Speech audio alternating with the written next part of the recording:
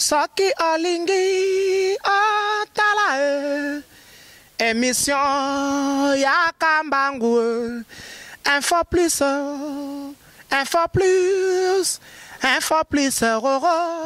aïe na cliquer na koti YouTube na tala info plus pona mona bansango ya miziki ya culture pea makambo nyonso ezaleka info plus tala pe mona info plus otalaka wa Nabanzi Ligue des jeunes ma parlementaire debout exécutif ya parti et Pesibino historique et bas fédéraux, je m'excuse, 4 fédéraux, il y a ville province à Kinshasa, bas Pesibino, bas explication, na oezali kota la parti na biso banda origine na yango. Ngai na koyebisa bino sikoyo eloko nini IDPS azali ko représenter les loyo na kati ya mboka na biso. IDPS ba créé yango le 15 février 1982. Mais déjà en 1980 moi Makele laissé bandaki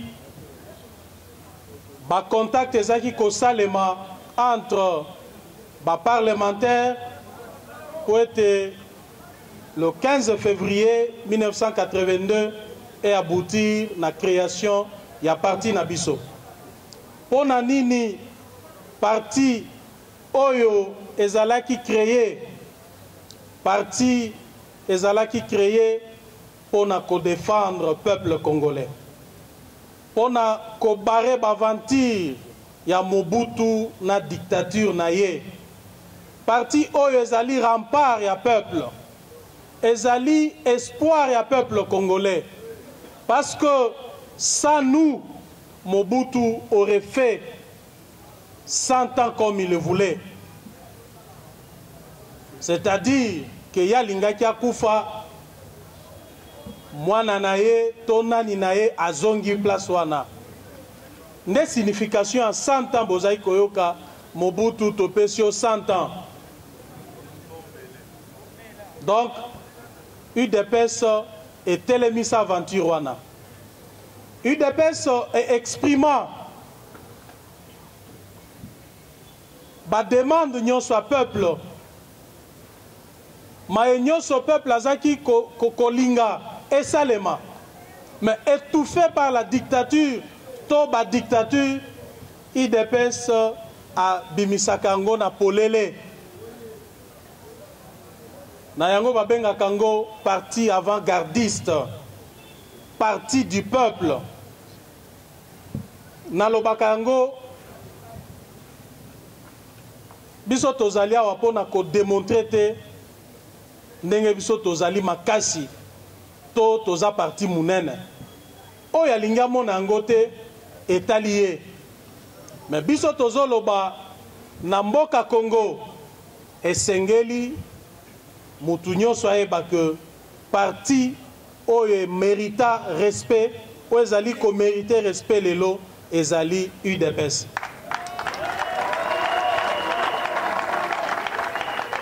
Nayebi que tokoki kokoma ata na 10 000 partis politiques na mboka oyo.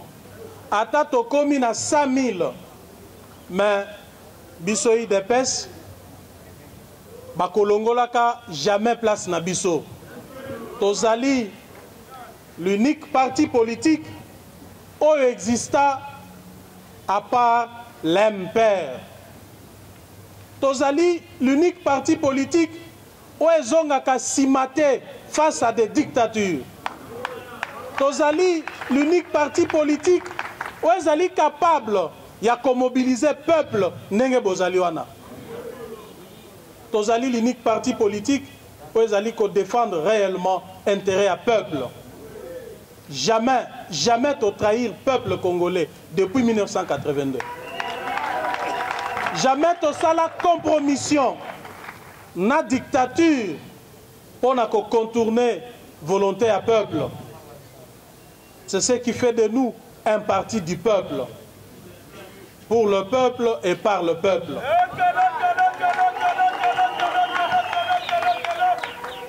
Nabanzi,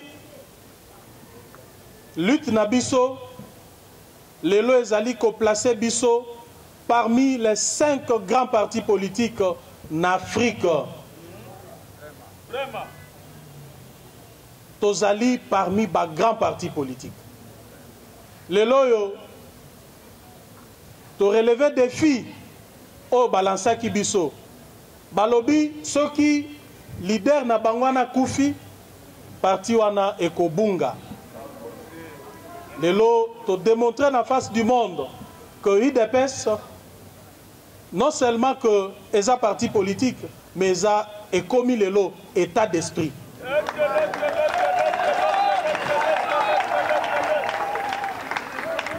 Sikoyo, vision abiso ezali nini. Boebi, ngai nazo sala politique. IDPS c'est un parti politique. Na salaka polémique te. Naza polémiqueur te. Nga soki na lobi makambo. Ezali ndenge na lobi angoana. Parce que nous mettons le temps, il y a qu'à réfléchir avant koloba. Tozali koebi sabatu nyonso boye.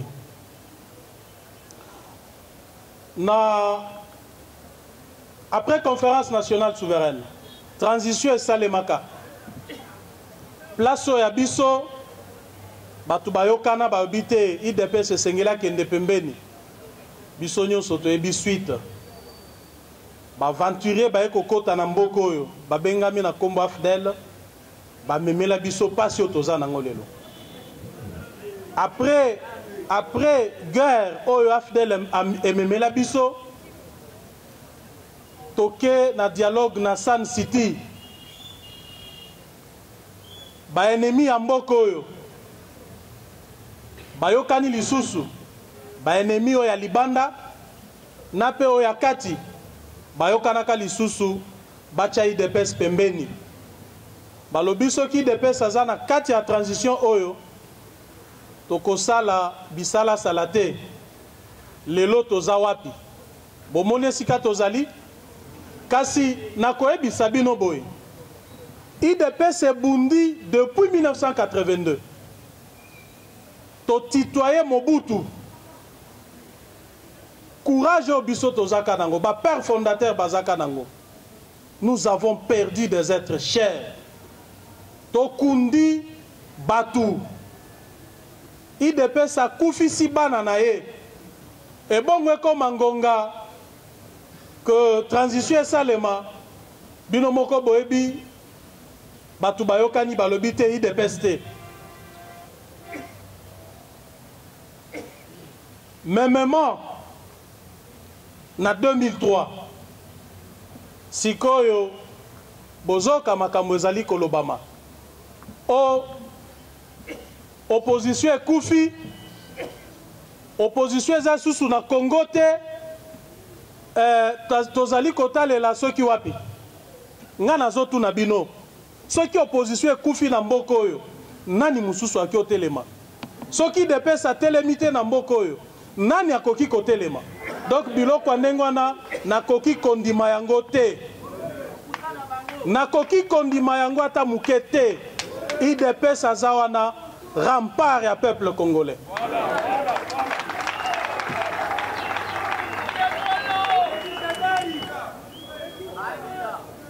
Lelo nazali koyebisa batu nyonso, cette fois-ci IDPS alobi transition sans Kabila, oui, mais avec l'UDPS. «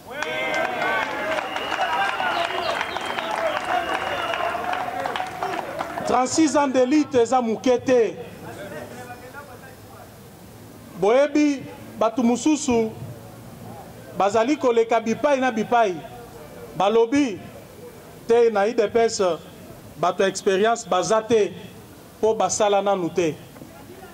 Mais pourquoi tout ça la kate? C'est parce que tout ça n'a pas conviction. Tokoki ko sala musala pour na ko détruire mboka na bisote. Parce que tout ça n'a pas conviction. Toboy compromission. Mukolo toko zala na pouvoir. Toko la qui sa projet de société. Pourquoi toboya ki ko sala na compromission? Il n'est pas question que Baïbi Sabatou, que non, il dépêche Basalate, mais to salate parce que Tozana a conviction. Toki Kosala na dictature et longote. Toki Kosala na pouvoir et occupation. Toki Kosala na pouvoir ou ezali ko promouvoir corruption, détournement y a deniers publics. Ce qui bateau bazali Kosala, ba détourna, ba iba mbongo à l'État. Bazali corrompu, bazali ba corrupteur, bazali kolobete wana ezali expérience, bisoto bisi bango ezali mauvaise expérience. Ezali médiocrité.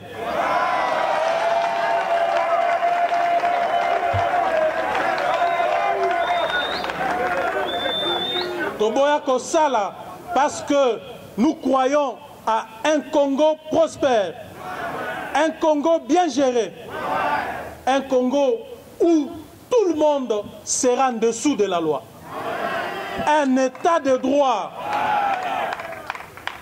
Tokosal est l'état de droit.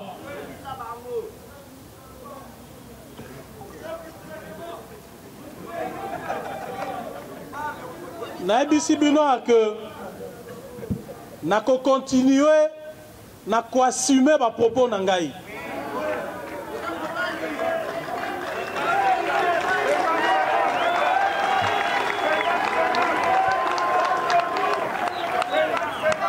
Ba distraire binoté et tozali ko ebisa mutu nyonso oya mato ya yoka lobisoki Kabila kei. Cette fois-ci, l'UDPS est résolument déterminé à jouer rôle à premier plan. Namboko.